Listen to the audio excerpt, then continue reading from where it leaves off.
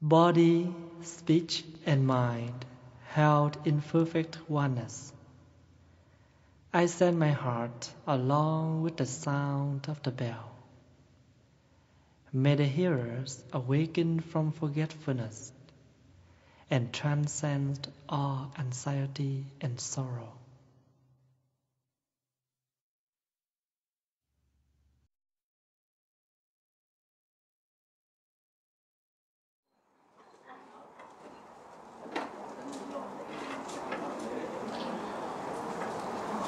Good evening, my dear brothers, sisters, and friends. It is an honor for me to be here, my first time in Sacramento, even though I have visited North California for many times, but I haven't had any chance to visit this city. Especially, I learned this today that we have a lot of Buddhist temples in this city. And today is Tuesday on October the 17th, 2017. I'm very happy to be here to visit the temple, the venerable monks and nuns, and many of you this evening. And before we start the talk in Vietnamese, I would like to share with you briefly some of the Buddhist practice. As you know that when you come to the Buddhist temple, many of you, sometimes you never know anything about Buddhism because you're just born in a Buddhist family and you follow your parents. Your parents used to encourage you to come to the Buddhist temple, and you think this is the, where you come to bow the Buddha and to do a lot of prayers. But actually, this is the place where you come to learn how to practice Buddhism daily in our daily life. Because Buddhism is the way of life. And the Buddha have given us a lot of teachings. Because all we live in this life, if we want to have a happy life, we must have the way to make us happy. Same thing, if you want to come here, you must know which way to come. You want to do something, you must have the instruction what to do. Even when you want to cook, you must know how to cook. And you have to know all the names of the vegetables, the ingredients, before you can add them on. Even if not, then you cannot make your dish. You cannot, if you have no direction, you cannot come here. So therefore, Buddhist means the way to live. Buddha is the one who awake. What can we awake? What is the word awake in Buddhism means? If we are not awake, what are we? What Buddhists call unmindfulness. So now I can use the word mindfulness, and unmindfulness. When you want to eat, you used to ask, what is this? Before you eat, you used to ask what the name of the course. Sometimes you look at the date to see whether it's expired yet or not. Why is that happen? Why we do that? Because we carefully want to know what kind of food that we can take. Let's say if I make you some dish and you ask me what is this, I say, oh, this is durian dessert. You say, no, I don't want it. I don't like durian. It's too stinky. So you always ask the name of the dish before you take in. You always look before you bring in.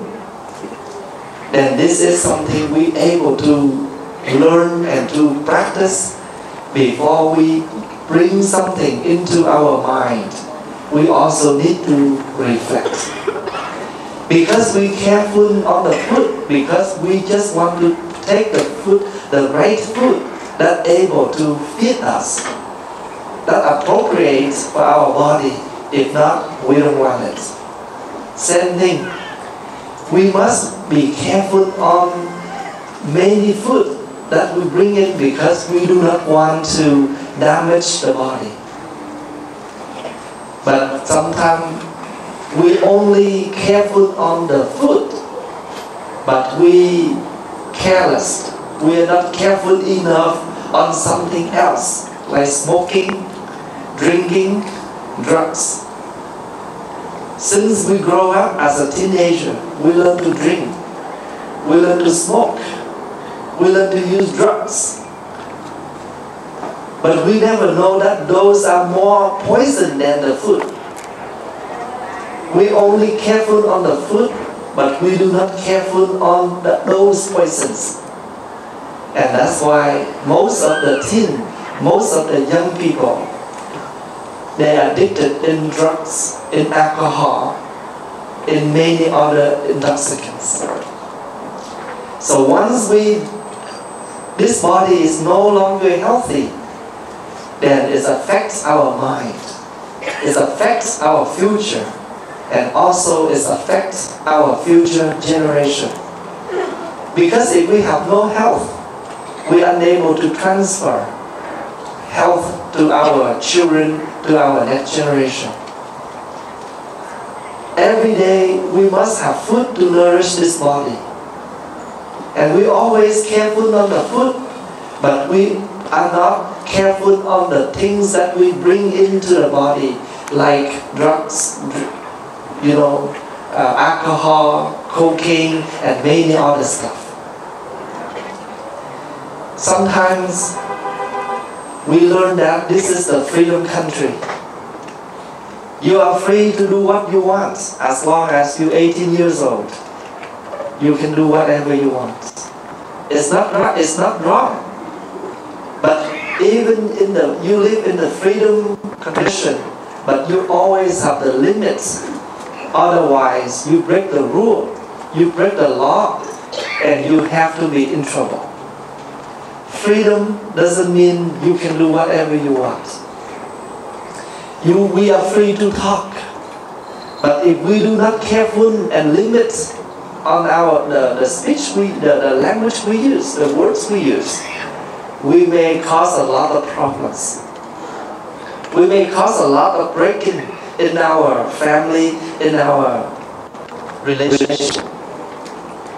So therefore, we must have the insights, what Buddhism calls wisdom or understanding. We must cultivate understanding in order to reflect on every single word we use in our relationship, in our conversation. Where can we receive, where can we have insight? Only when we're able to listen to the teachings, we reflect on the teachings, we're thinking carefully on the teachings, the wisdom will be increased from there. So if we have no learning, we know nothing. This is the law. So why we need to learn? To live good, to live happy. We want happy life, we want to have a good life, then we must know what to make us to have a good life. You want to have a good dish, you must know how to cook, how to make things become a good dish. We have different kind of vegetables, we have different kind of ingredients. But if we are wise enough, we're understanding enough, we can put everything together in order that we make a good dish. Same thing. We have tons of words to use, but if we are, wise enough to use the words, we will bring a lot of business, a lot of good relationship, a lot of happiness for those we love, and even for ourselves, for our family, for the society. So please keep in mind that when we bow the Buddha, we do not worship to anyone. We do not worship to the statue. But the statue of the Buddha is a symbol for us to direct our mind in order to learn and practice the practicing of humble. Because we used to have a lot of pride and pride in us. And because of that pride, because of that proud, sometimes we cannot success anything in our life. I used to encourage my young students, young friends. There are 3 things that they should keep in mind.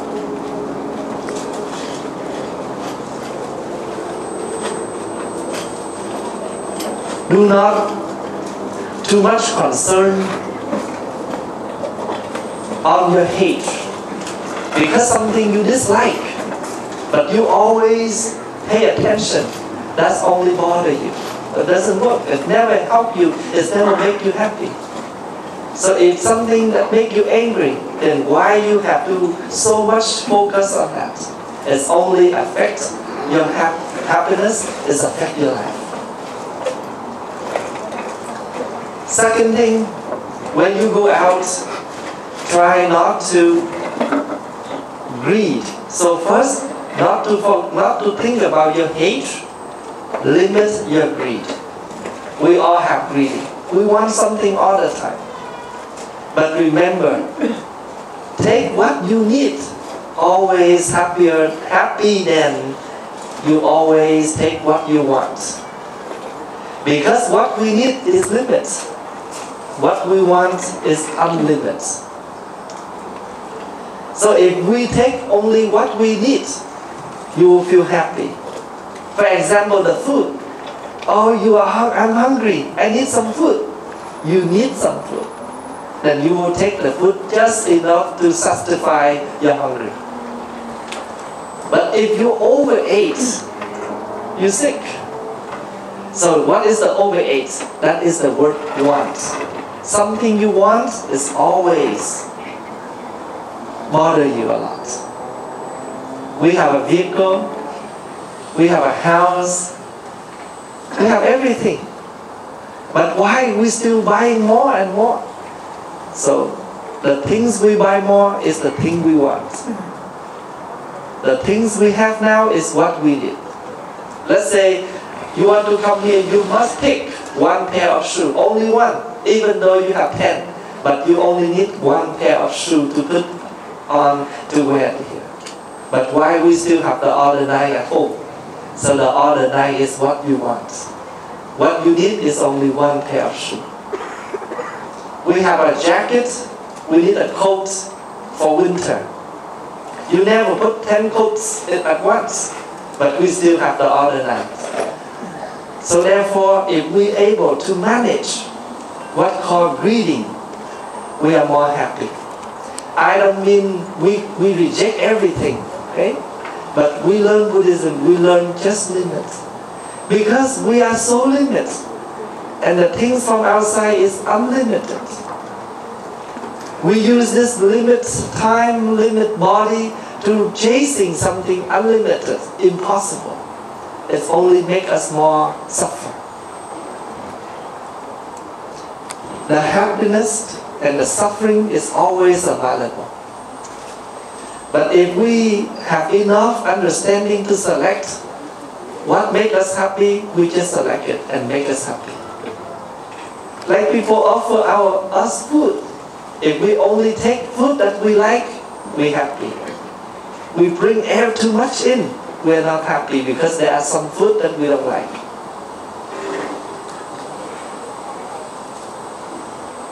So when we bow to the Buddha, remember that we do not bow and worship to anyone. But first of all, we show our respect and gratitude to the teacher who showed us the way to practice. Because the Buddha is our teacher who showed us the way to practice.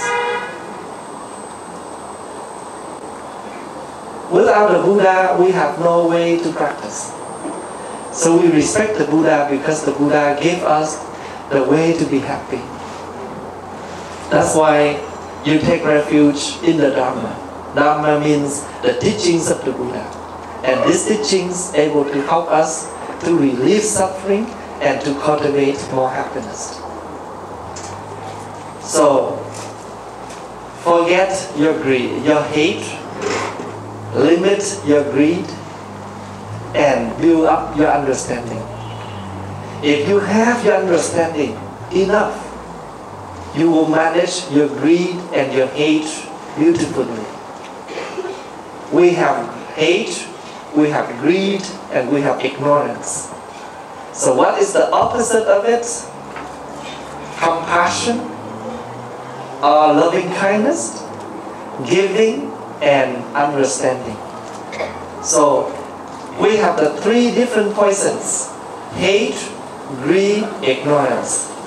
There are three things that you can practice to reduce the percentage of hate, of greed, of ignorance is loving kindness, giving, and understanding.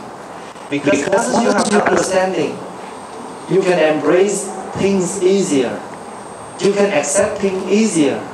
And the thing that makes you happy, just because you can accept, you can take things, you can open your heart easily. I do appreciate your presence tonight, because I know that you have school tomorrow. But you are kind enough. First, you want to come and visit Thai. Secondly, you come with your parents. You make your parents happy, because very rarely I come to North California. So this is another time that I come back here, and this is my first trip to Sacramento. So I thank you so much for your presence and your support.